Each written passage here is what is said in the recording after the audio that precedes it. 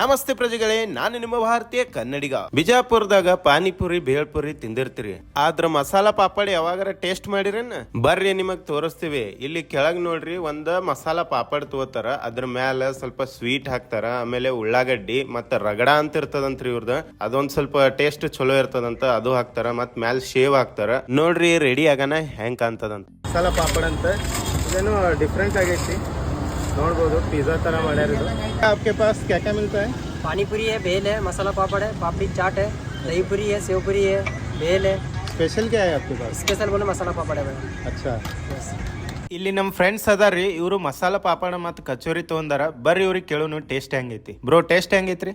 One of the best ಕಚೋರಿನ ತಿಂದಿದ್ರಿ.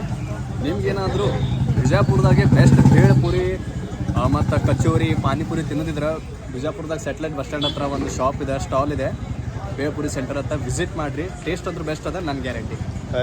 Okay. Normally ಬೇಳ ರಗಡ ಕಚೋರಿ ಎಲ್ಲ ಕಡೆ ತಿಂದಿರ್ತೀವಿ, ಇದು ಒಂದು ಸ್ಪೆಷಲ್ ಅದ ಮಸಾಲ ಪಾಪಡ, ಅದರೊಳಗೂ ಭಾಳ ಚಂದ ಮಾಡ್ಯಾರ. ಇದರ ಲೊಕೇಶನ್ ಬಂದ್ಬಿಟ್ಟು ನಮ್ಮ ಬಿಜಾಪುರದಲ್ಲಿರುವ ಸ್ಯಾಟಲೈಟ್ ಬಸ್ ಸ್ಟ್ಯಾಂಡ್ ಅಪೋಸಿಟ್ ಇಲ್ಲೇ ಈ ಒಂದು ಸ್ಟಾಲ್ ಐತಿ. ನೀವು ಇದ್ರ ಟೇಸ್ಟ್ ಮಾಡಿ ನೋಡ್ರಿ, ಎಕ್ದಮ್ ಬೆಸ್ಟ್ ಐತಿ. ಸೊ ಈ ವಿಡಿಯೋ ನಿಮ್ಗೆ ಇಷ್ಟ ಆಯ್ತಂದ್ರೆ ಲೈಕ್, ಶೇರ್, ಫಾಲೋ ಮಾಡೋದನ್ನ ಮರ್ಯಾಕ್ ಹೋಗ್ಬೇಡ್ರಿ.